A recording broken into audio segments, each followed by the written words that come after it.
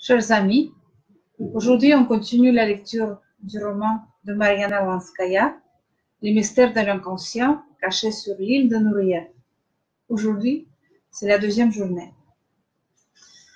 Christine n'avait rien remarqué pour l'instant.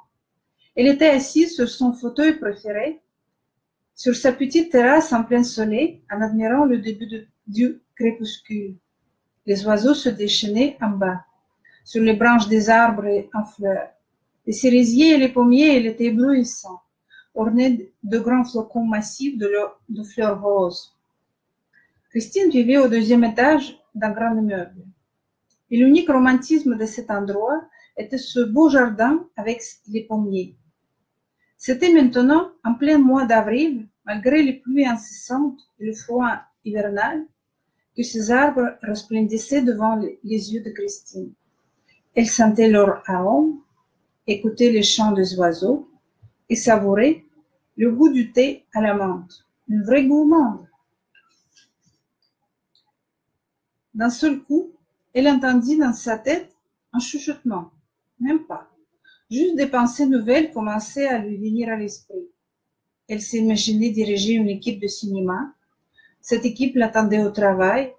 Elle tardait à y aller, attrapée par la beauté de la journée débutante. Soudain, une inquiétude l'envahit. Qu'est-ce que je vais faire avec ce scénario? Elle continuait de contempler les arbres en bas de la terrasse.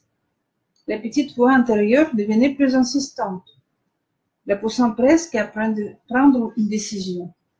Christine ne chassait jamais ses pensées, quelle que soit leur étrangeté.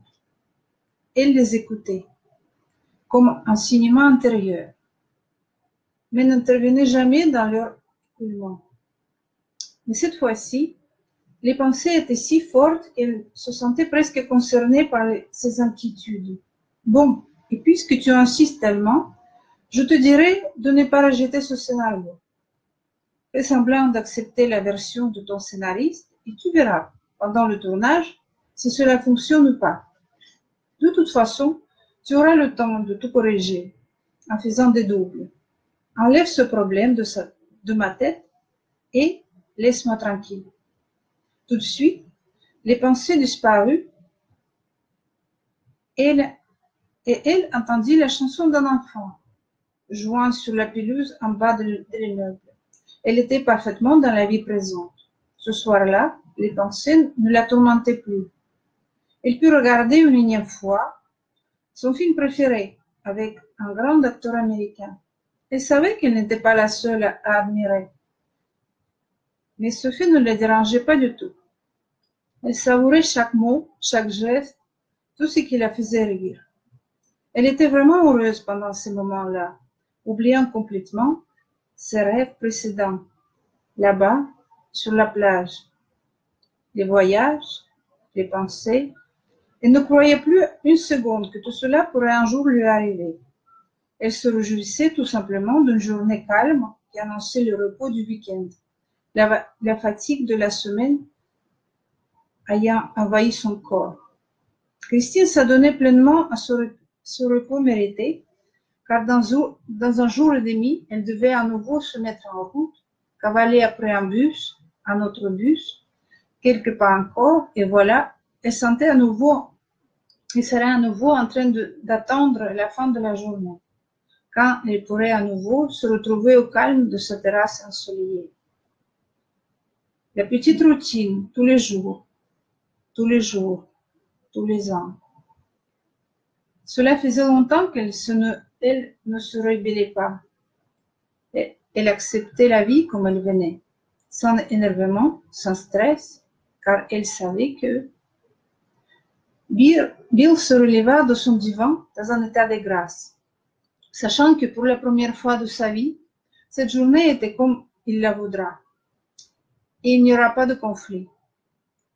Comment ferait-il? Il ne le savait pas, mais il savait que ce serait ainsi. Il était heureux. Depuis très longtemps, cette sérénité, il ne la côtoyait pas. Il vivait passionnément, mais jamais raisonnablement. Pourtant, passé la quarantaine, il devait peut-être commencer à se calmer, mais non. Le calme, ce n'était pas son style de vie. Il aimait l'action, le mouvement, et vivait à 200 à l'heure. Il sortit de la maison et le soleil lui éclata en plein visage. Il oublia tout, complètement tout, et se lança comme d'habitude pour vivre sa vie frénétique. Paul ne se pressait pas de finir son bol de cornflakes et de commencer la journée. Vite, vite, tu vas être en retard à ton collège. Dépêche-toi, cria sa mère de la cuisine. Je reviendrai tard ce soir. Tâche de finir tes devoirs avant de t'endormir. Ok? Paul murmura quelque chose d'incompréhensible. La porte d'entrée claqua et il était désormais livré à lui-même pour toute la longueur de la journée. Sa mère travaillait tellement qu'il ne la voyait que de week-end, pour la plupart du temps, endormie, tellement elle était fatiguée. Et il l'aimait beaucoup, mais il n'avait jamais le temps de l'expliquer. Et il savait que sa mère l'aimait aussi, mais elle aussi, elle n'avait jamais le temps de lui le dire. Aujourd'hui, Paul avait décidé de faire quelque chose d'inhabituel. Il composait le numéro de portable de sa mère en lui disant « Je t'aime, maman ». Sa mère, entourée en ce moment précis par des centaines de gens coincés dans son wagon de métro, put seulement lui faire un sourire en guise de réponse. Paul raccrocha et jeta sur ses épaules son sac qui pesait une tonne. « Bon, au moins elle sait que je l'aime », pensa Paul, descendant dans l'ascenseur. Dehors, le soleil lui éclaboussa sa lumière en plein visage. Et Paul oublia sa mère et sa maison. Une nouvelle journée d'aventure s'ouvrait devant lui. Ce serait si génial de s'échapper un jour du collège et vivre quelque chose d'absolument extraordinaire, pensa Paul, longeant un petit muret. J'aurais donné tout au monde si à ce moment précis une soucoupe volante avait atterri devant moi. Paul rentra dans le bus et oublia la soucoupe. Tu crois qu'on va débarquer maintenant ou plus tard? Le coéquipier souleva les épaules. Non, maintenant c'est trop tôt. Ils ne le comprendront pas, restons invisibles. Je te dirai quand. Sois patient. De toute façon, tu sais que notre temps est illimité. C'est la force qui nous dira quand on devra agir dans ce monde. Certains individus me paraissent prêts, d'autres pas du tout. On risque de provoquer la panique. Non, non, c'est trop tôt. Leur niveau de conscience est au tout début de leur développement. Et je ne pense pas qu'on puisse communiquer d'égal à égal. Si tu veux attendre qu'ils soient tous prêts, on sera obligé de tourner autour de cette planète éternellement. Revenons alors dans notre galaxie. Mes enfants doivent être déjà grands. Je ne les ai pas vus depuis des siècles. N'exagère pas. Qu'est-ce que c'est un siècle devant l'éternité et devant l'importance de notre mission? Soyons attentifs. On a beaucoup de choses à faire. En tout cas, j'ai un espoir que c'est pour bientôt. Certains me paraissent être assez proches de la révélation. Et qui tu penses? Cette jeune femme devant le jardin de Luxembourg. Elle me paraissait intéressante. Mais bon, on ne peut pas être sûr à 100%. On va continuer d'inspecter doucement. Comme tu veux. Mais je ne veux pas rester ici encore un siècle de plus. Soit elle évolue, soit on laisse tomber. D'accord, d'accord. Mais patiente. Tu verras, les choses peuvent se débloquer plus vite que tu ne le penses. Passe-moi du digestive. J'ai soif. C'est une boisson des mômes. Jette ça par la fenêtre. Paul sortait du bus, quand la boîte vide d'un boisson inconnu tomba sur le trottoir devant lui. Hé, là-haut, faites gaffe si je vous trouve un jour. Paul était content que la journée ait bien commencé. Il ne voulait pas que rien ne gâche sa bonne humeur.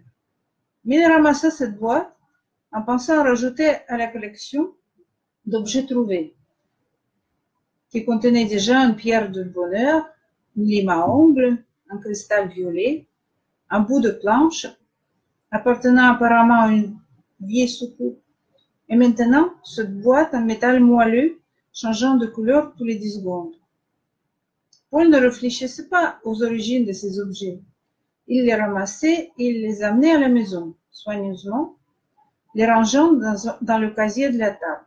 Et puisque sa mère ne rangeait jamais sa table, elle n'avait aucune idée de cette belle collection d'objets extraterrestres. La journée collégienne commença sans surprise. La prof de maths écrivait les signes au tableau au milieu d'une classe dormante. Les mouches tournaient autour des vases avec des fleurs sur les placards. Et Paul était totalement libre de faire tout ce qu'il voulait. Tout d'abord, il commença par mettre tous les signes à l'envers et voir à quoi ils ressemblaient. Pour l'instant, il ne voyait rien de particulier, sauf que certains de ces signes brillaient dans les rayons du soleil plus que les autres.